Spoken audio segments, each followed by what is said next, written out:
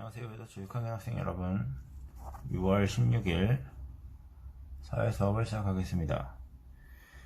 이제 정치라는 영역이 끝나고 다음 단원 우리나라의 경제발전이라는 단원에 이제 들어오게 됐습니다. 자, 정치와 경제라는 건 우리가 사회라는 교과를 배울 때 굉장히 중요하고 큰 영역을 차지하고 있습니다. 그렇기 때문에 이번 단원 역시 소홀히 넘기면 안 되고요. 특히 중요한 게 경제는 여러분이 지금은 이제 부모님 혹은 보호자의 보호를 받고 살고 있지만 여러분이 성인이 되었을 때 경제라는 것이 항상 여러분의 주변을 따라오게 됩니다. 쉽게 생각하면 돈과 관련된 거를 배우는 거예요. 자, 우리가 지금은 상상을 잘 안 해봤겠지만 내가 만약에 부모님의 곁을 떠나고 나면 여러분도 언젠간 뭐 독립을 하는 때가 오겠죠. 그럴 때 과연 나 스스로 경제 생활을 할 수 있을 것인가, 이런 생각을 지금은 할 필요는 없지만 언젠간 하게 됩니다. 그럴 때 이 단원에서 배웠던 것들을 떠올리면서 하나하나 사회에 적응해 가는데 도움이 되기를 바라며 이 수업을 이제 진행해 보겠습니다. 교과서는 일단 78, 79쪽이고요. 여기 보면 우리나라의 경제 발전이라는 단원 제목이 나옵니다. 이제 소단원으로는 세 가지가 있고, 우리나라 경제 체제의 특징, 우리나라의 경제 성장, 세계 속의 우리나라 경제라는 이렇게 세 부분으로 나누어져 있습니다. 밑에 사진들을 이렇게 한번 다시 볼까요? 자, 우리나라의 암흑기와 같았던 6.25 전쟁 시절, 이제 폐허가 지금은 서울 가본 학생들은 알겠지만 이제 엄청 번화하고 시설들도 이제 화려합니다. 세계 어느 나라와 견주어도 뒤지지 않을 정도로 이제 교통시설이나 문화시설 이런 게 잘 되어 있죠. 근데 지금의 서울과 이 당시 서울을 보면 거의 70년 전이죠. 폭격으로 인해서 이제 서울이 폐허가 된 모습이 보입니다. 그 다음을 보면 이제 제철 산업의 발달, 어쩌면 우리나라의 경제 부흥을 일으켰던 산업 중 하나라고 꼽을 수 있죠. 그 옆에도 마찬가지입니다. 중화산업단지입니다. 그리고 이제는 시대가 바뀌어서 인공지능 시대가 오고 있죠. 인공지능 로봇이 이제 개발된 모습이 여기 보입니다. 자, 이렇게 이번 단원에서 배울 내용들을 여기 살펴보면 우리나라의 경제체제의 특징은 무엇인가, 그리고 어떤 과정을 거쳐 발전했는가, 세계 여러 나라와 어떻게 경제 교류를 하고 있을까, 이렇게 나와 있습니다.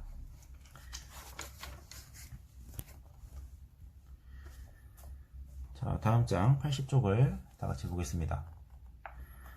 우리나라 경제가 발전하기 시작하던 1960년대와 1970년대에 발행된 우표를 보고 떠오르는 생각을 이야기해 봅시다 라고 하는데, 왜 우표가 여기 교과서에 실렸냐면 우표는 그 시대의 뭔가 대표적인 모습을 담는 경향이 강해요. 그렇기 때문에 발행된 연도에 따라서 그 시대의 뭔가 주요한 산업이 무엇이었는지를 우리가 볼 수 있죠. 자, 여기 첫 번째 1965년이라고 적혀 있네요. 자, 제1차 경제개발 5개년이라고 나와 있고요. 여기서는 이제 큰 배가 나오고 어떤 물건을 실어 나르는 모습을 볼 수 있습니다. 자, 그 옆에 2번을 보면 4년이 지난 69년 2차 경제개발 5개년 계획, 여기는 뭔가 톱니바퀴 모양의 자동차와 뭔가 중장비의 모습, 이런 기계공업, 이런 내용이 담겨져 있습니다. 자, 세 번째는 70년대 1년 후죠. 이제 서울과 부산 간에 고속도로 준공 기념 목표가 있습니다. 잘 모르는 학생을 위해서 간단하게 그려주자면, 한반도가 이렇게 생겼죠. 제주도가 이쪽에 있고요. 자, 남한 북한 경계선이 이렇게 있으면 서울이 이쪽에 있고 부산이 이쪽에 있습니다. 어쩌면 이제 서울에서 부산까지 거리가 이제 요 남쪽으로 그 차로 갈 수 있는 거리 중에는 가장 멀다고 생각할 수 있어요. 이쪽도 있지만 이 당시에는 뭔가 요 경상도 쪽에가 이제 공장들이 많았기 때문에 여기서 물자를 이송하는 도로가 필요했던 시점입니다. 그래서 여기에 이제 고속도로를 뚫었습니다. 이게 경부 고속도로예요. 풀이하자면 경은 이제 한자말로 서울 경자입니다. 그리고 부는 부산을 뜻합니다. 그러니까 서울과 부산을 경부, 서울과 부산을 잇는 고속도로라는 뜻입니다. 그래서 이게 1970년에 이제 준공이 됐다는 걸 이렇게 우표의 기념으로 하고 있습니다. 자, 72년에 이제 농어촌 경제 개발을 좀 힘썼나 봅니다. 이때는 3차 경제개발 5개년 계획이 이루어졌고요. 다음 5번에는 이제 포항 종합제철, 여러분 뉴스나 이런 데서 봤을지 모르지만 포스코 알죠? 포스코라는 기업이 있습니다. 중화학고 공업에 우리나라의 약간 선두주자 같은 그런 기업인데요. 그 기업이 준공됐다는 걸 기념하는 우표입니다. 옆에는 이제 100억 불, 100억 달러죠. 총 수출액이 100억 달러, 하나로 환산하면, 네, 두 번째, 여섯 번째, 영상이 끊겨서 다시 찍습니다. 100억 불 수출을 달성한 시점은 100억 달러를 계산해 보면 약 10조 원 정도가 됩니다. 어마어마하게 많은 액수죠. 10조 원을 수출액으로 돌파한 기념으로 찍었습니다. 자, 여기 80쪽의 하얀 칸에는 여러분이 그 중에 우리나라 경제 발전에 좀 의미 있었던 시대상을 담고 있는 우표라고 생각하는 거를 하나 골라서 어떤 내용이 담겨 있는지 각자 적어 보도록 하겠습니다. 자, 다음 장을 보고요. 자, 81쪽 보겠습니다. 자, 81쪽에는 이제 자동차를 이제 화물선에 실어서 수출하는 모습이 담겨 있습니다. 여기 해외 판매 5천만 대 돌파라고 현수막이 걸려 있고요. 자동차들이 이제 대기하고 있는 상태가 보이죠. 여기는 여러분이 각자 적어 놓읍시다. 어떤 장면인지, 그리고 자동차가 5천만 대가 팔릴 정도면 어떤 상황인지를 여기다가 적어 보겠습니다. 자, 그래서 여기 다음 장은 다음 시간에 할 거고요. 여기서 끝이 아니고 선생님이 이번 단원을 공부해 가면서 반드시 알아야 할 단어 몇 가지를 준비했습니다. 좀 어려울 수 있는데 이거를 노트나 이런데 적어두고 공부하면 많이 도움이 될 것 같아요. 그래서 이건 웬만하면 외워두시는 것도 좋다고 생각합니다. 자, 첫 번째, 우리가 정치했고 그 다음 경제라는 단원을 배우는데 도대체 경제라는 단어가 무엇이냐? 인간의 생활에 필요한 재화나 서비스를 만들고 나누고 쓰는 모든 활동을 뜻합니다. 자, 여기서 서비스란 말은 우리가 들어봤어요. 근데 재화는 뭘까요? 밑에 나옵니다. 돈이나 값 나가는 물건을 뜻합니다. 혹은 대가를 주고 얻을 수 있는 물질을 뜻해요. 굳이 돈이 아니더라도 금과 같은 것, 이런 게 대표적인 예가 되겠죠. 자, 이거를 필기할 학생들은 잠깐 일시정지 한 다음에 적어도 괜찮다고 생각합니다. 이거는 굉장히 중요한 단어들이기 때문에 다시 한번 강조하지만 머릿속에 잘 기억해 두길 바라며 노트 정리할 학생들은 하는 게 좋다고 생각합니다. 자, 그 다음에는 이제 소득이라는 단어입니다. 뭐 여러분이 뭐 뉴스나 신문 혹은 뭐 책에서 접해봤을 단어라고 생각합니다. 자, 소득은 생산활동에 참여하여 얻는 재화입니다. 재화가 조금 이해하기 어렵다면 재화를 약간 돈이라고 생각하면 돼요. 그러니까 인간 생활에 필요한 돈이나 서비스를, 그러니까 돈에 상응하는 어떤 물건, 물질 이런 걸 뜻합니다. 서비스를 만들고 나누고 쓰는 모든 활동, 그러니까 경제라는 게 돈이나 서비스와 관련된 모든 영역의 것을 지칭하는 겁니다. 그래서 재화를 거의 돈이라고 봐도 무방하다고 선생님은 생각합니다. 자, 그래서 소득도 보면 생산활동에 참여하여 얻는 재화. 생산이란 말 알죠? 어떤 거를 만들어내다. 이게 꼭 물건을 만드는 게 아니고, 예를 들어 내가 뭔가 뭐 과학적인 지식이 출중해요.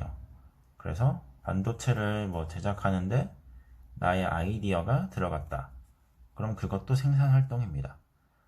어떤 물건을 꼭 직접적으로 만들지 않더라도 그 만드는 과정에 나의 뭔가 지적인 능력이 들어가거나 이런 것도 생산입니다. 반드시 물리적인 힘으로 인해서 물건을 만드는 것만을 뜻하는 게 아니라는 것도 알아두십시오. 그래서 어떤 물건이나 어떤 정보, 지식 같은 거를 만들어내는데 만들어내는 활동에 참여해서 얻는 재화. 결국 돈이에요. 쉽게 생각하면 여러분은 아직 학생이니까 뭐 이렇게 직접 돈을 뭔가 벌어본 경험이 많지 않겠죠. 근데 내가 어떤 일을 해서 이제 받는 돈이라고 생각하면 좀 쉬울 것 같아요. 뭐 예를 들어 내가 어떤 가게를 운영한다. 그 가게에서 내가 운영을 하고 내가 뭐 어떤 물건을 팔거나 음식을 팔거나 이런 과정에서 어떤 물건이나 음식이 팔리면 돈이 들어오겠죠. 그거를 다 소득이라고 합니다. 자, 그러니까 일해서 받는 돈 이렇게 쉽게 생각하면 돼요. 그 다음에 이제 아마 여러분은 이런 가게라는 단어보다는 가계부라는 단어를 좀 더 많이 봤을 거예요. 가계부가 우리 집에서 쓰는 돈을 기록해두는 어떤 기록지죠. 그때 쓰는 이 가계라는 단어가 이겁니다.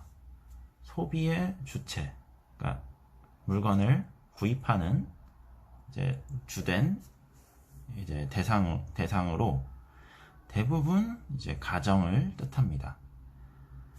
그러니까 물론 이제 기업을 뭐 회사라고 생각할 수 있죠. 회사도 물건을 이제 사고 이런 경우가 많은데 회사는 약간 배제해두고 그러니까 물건을 구입하는 가장 큰 대상을 이제 가계라고 칭합니다. 뭐 개별적인 소비자를 의미하기도 하지만 대부분 약간 가정 단위로 이렇게 소비를 많이 한다는 뜻을 담고 있어요. 우리가 이제 경제 다음 시간에도 가계라는 단어가 나오는데요. 그때 나오는 이 단어가 가정은 대부분 일단 소비를 하는구나 이렇게 생각을 하면 됩니다. 반드시 그건 아닙니다. 뭐 가정에서 생산도 할 수 있지만 대부분 일반적으로 소비를 하는 가장 큰 대상이 가정이라는 단위구나. 그거를 가계라고 뜻하는구나 라고 생각을 하면 됩니다. 자, 그럼 밑에 기업이라는 게 나옵니다. 기업은 뭐 많이 들어봤죠. 대기업, 중소기업 뭐 이런 단어인데 쉽게 생각하면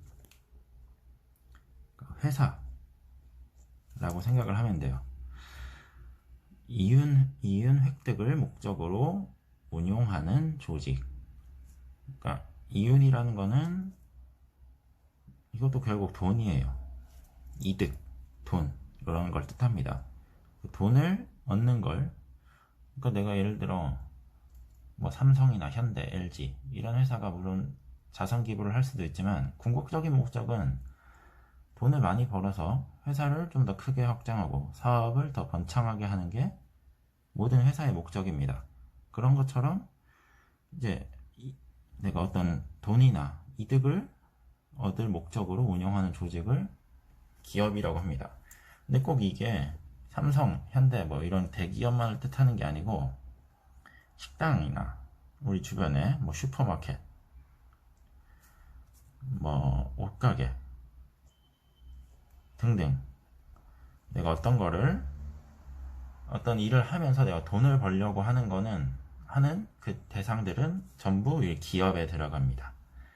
그러니까 이거를 그 좁게 생각하면 뭐 대기업만을 생각할 수도 있지만 그게 아니고 우리 주변에 있는 우리가 돈을 내고 이용하는 모든 것은 다 기업에 속한다고 생각하면 됩니다. 뭐 예외적으로 뭐 관공서 혹은 뭐 박물관 같이 국가에서 운영하는 거는 제외를 합니다. 자, 그 다음에는 이제 무역이라는 단어입니다. 무역이란 단어도 되게 중요한데요. 나라 간에 물건을 사고 팔고 교환하는 일을 무역이라고 합니다. 이 단어도 굉장히 중요하기 때문에 반드시 기억해 두기 바랍니다. 자, 그럼 이제 나라 간의 물건을 사고 팔고 요거를 조금 더 세분화합니다. 수출이란 단어입니다. 수출은 이제 어떠한 한 나라, 한 지역에서 다른 나라에게 혹은 다른 지역에게 상품을 파는 일을 수출이라고 합니다. 자, 그럼 파는 걸 수출이라고 하면 사는 걸 뭐라고 할까요? 여기 밑에 나옵니다. 수입이라고 합니다. 다른 나라, 다른 지역으로부터 상품을 사들이는 일을 수입이라고 합니다. 근데 선생님이 수입이라는 단어가 1번과 2번이 있죠. 경제학에서 이제 쓰는 수입이라는 의미가 두 가지가 있어요. 하나는 이렇게 나라 간에 거래를 할 때 물건을 사들이는 일을 수입이라고도 하지만 그 밑에 서비스를 판매하여 얻는 재화를 이제 관로에서 임금이라고 했죠. 임금은 여러분이 가장 쉽게 생각할 수 있는 단어가 뭐 월급이나 뭐 연봉 이런 단어예요. 서비스를 판매하여 얻는 재화. 서비스를 어떻게 판매하냐? 판매라는 단어도 의미가 좀 넓은데요. 여러분이 일을 해서 예를 들어 식당에서 아르바이트를 한다. 아르바이트를 공짜로 하지 않잖아요. 내가 이걸 함으로써 뭐 시간당 얼마를 받고 이런 게 내가 나의 시간을 투자해서 어떤 일을 하면서 돈을 받는 거죠. 그러니까 그 시간을 투자하고 일을 하는 것 자체를 서비스를 판매한다고 표현합니다. 경제학에서. 그러니까 요거를 쉽게 생각하면 이것도 소득이랑 마찬가지로 일해서 내가 받게 되는 돈을 뜻합니다. 그러니까 수입이 헷갈릴 수 있어요. 어떨 때는 이런 의미로 쓰이고 어떨 때는 이런 의미로도 쓰입니다. 무역과 관련된 수입에는 대부분 영상이 또 끊겨서 이어서 합니다. 자, 수입이란 게 결국은 이제 무역과 관련된 내용이 나오면 다른 나라와의 거래가 나오면 이렇게 다른 나라나 다른 지역으로 물건을 상품을 사들이는 일을 수입이라고 하고요. 그 이외에 내용은 대부분 이런 서비스를 판매해서 얻는 재화, 결국은 뭐 소득이라고 생각하면 돼요. 일해서 받는 돈을 수입이라고 합니다. 두 개 한자어가 다르다는 것도 이제 좀 인지를 하시고요. 수입이 두 가지 뜻이 있다는 거 참고하기 바랍니다. 자, 다음으로 비용이란 단어입니다. 기업에서 생산을 할 때 들어가는 모든 재화는 돈이라고 했죠. 자, 기업이 어떤 물건을 만들거나 상품을 만들 때 그냥 공짜로 뭔가 얻어지는 건 없겠죠. 하나 예를 내가 식당이라는 기업을 운영하고 있어요. 식당인데 고깃집이야. 자, 한 달에 내가 한 500만원을 고기를 판매하고 했을 때 500만원을 번다고 칩시다. 근데 이 500만원이 고스란히 나에게 들어오는 게 아니고 여기에는 추가적인 내가 빠져야 될 돈이 들어갑니다. 어떤 게 들어가냐? 고기가 그냥 하늘에서 떨어지는 게 아니죠. 고기를 어디선가 사와야 돼요. 그러니까 내가 판매할 그 고기를 사는 돈, 이게 한 100만원이라고 칩시다. 여기다가 식당이 좀 크다 보면 내가 종업원을 이제 고용해서 이제 일을 하게 할 수도 있죠. 그러니까 종업원, 임금이 월급이라고 생각하면 돼요. 종업원 임금이 100만원. 또 이것만 있냐? 그게 아니고 내가 고깃집을 운영하는데 그 건물이 있어요. 근데 그 건물이 만약에 내 자기 소유라면 나머지 임대료나 이런 걸 안 내도 되지만 이게 만약에 내 소유가 아니고 남의 건물을 내가 빌려서 장사를 한다. 그러면 이 건물을 빌리는 값을 지불해야겠죠. 건물을 빌리는 값을 한자어로 임대료라고 합니다. 그래서 건물 임대료가 100만원이다. 이렇게 치면 500만원 중에서 이퀄이 아닙니다. 500만원 중에서 고기를 사는 돈 100만원을 빼야 되고 종업원 임금 100만원을 빼야 되고 건물 임대료를 100만원을 또 빼야 돼요. 그러면 얼마가 남겠습니까? 200만원이 남겠죠. 그래서 여기 내가 총 벌어들이는, 그러니까 이거 내가 여기 이 돈들을 제외하고 내가 한 달 운영해서 벌어들이는 돈 500만원, 요거를 수입이라고 뜻해요. 그러니까 일해서 버는 돈, 내가 기업을 운영하면서 버는 돈, 요거를 수입이라고 합니다. 근데 여기에 고기를 사는 돈, 종업원 임금, 건물 임대료, 이렇게 가게를 운영하기 위해서 들어가야 되는 돈을 비용이라고 합니다. 그럼 여기 내가 진짜 다 빼고 남는 돌아오는 돈 200만원을 그 밑에 나오는 이윤이라고 합니다. 이윤을 봅시다. 경제활동을 통해 얻은 총수입. 그러니까 아까 고깃집을 예시 든 걸로 보면 총수입이 500만원입니다.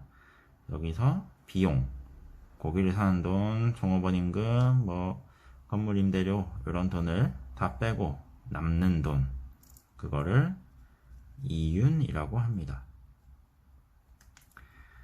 그래서 우리가 봐야 될 거는 내가 어떤 가게를 만약에 나중에 운영하게 된다. 그럴 땐 총수입을 따지기보다는 가게 운영을 해서 이윤이 얼마가 남느냐 이걸 봐야 돼요. 예를 들어 내가 한 달에 500만원을 버는데 500만원을 벌기 위해서 들어가는 돈이 이거보다 크다면 이제 장사를 계속할 이유가 좀 없어지겠죠.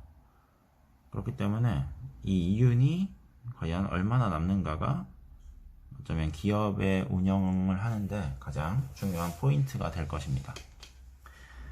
자, 이제 마지막 단어입니다. 시장이란 단어입니다. 선생님, 시장이란 단어는 굉장히 흔한 단어 아닙니까?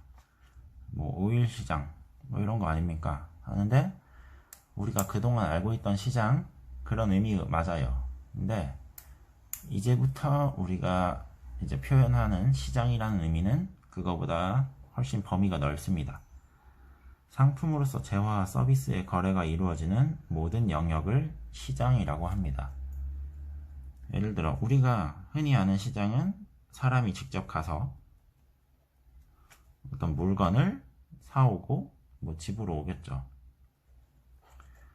이런 과정을 우리는 시장이라고 여기서 물건을 사는 곳을 시장이라고 생각하는데, 이런 것만을 이것도 이 시장이라는 의미 안에 들어가지만 이것만을 뜻하는 게 아니고, 우리가 온라인 상에서 거래를 하거나, 아직은 여러분이 이해하기 어려울 수 있지만 주식이라는 게 있습니다.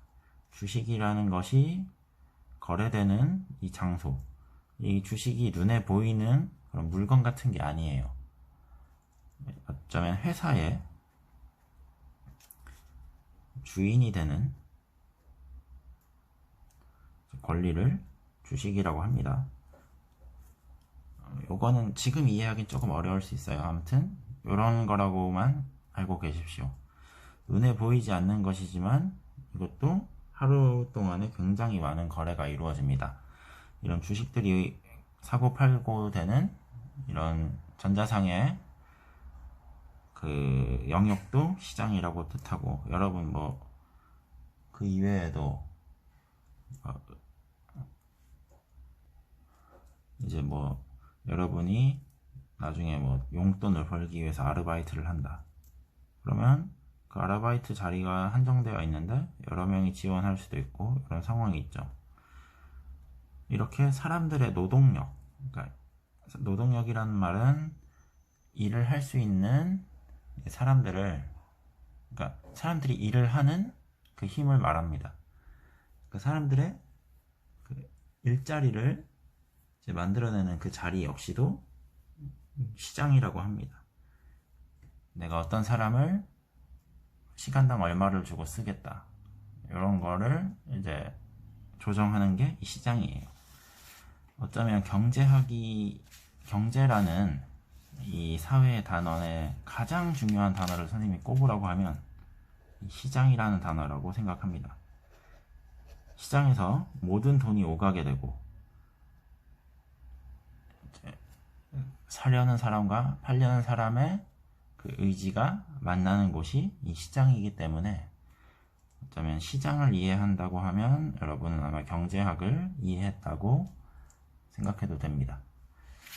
자, 아무튼 오늘은 이렇게 좀 중요한 단어들 위주로만 설명하고 단원 도입 부분을 이야기했는데요. 다음 시간에는 이제 가게와 기업이 하는 일에 대해서 이제 공부해 보겠습니다. 여러분은 이 단어들은 굉장히 중요하기 때문에 반드시 좀 숙지를 해야 경제 단원을 이해하기가 수월할 거라고 생각해요. 그래서 요 부분 노트 정리하는 학생들은 이 부분을 노트에 잘 적어서 이제 달달 복습하면서 이제 머릿속에 잘 각인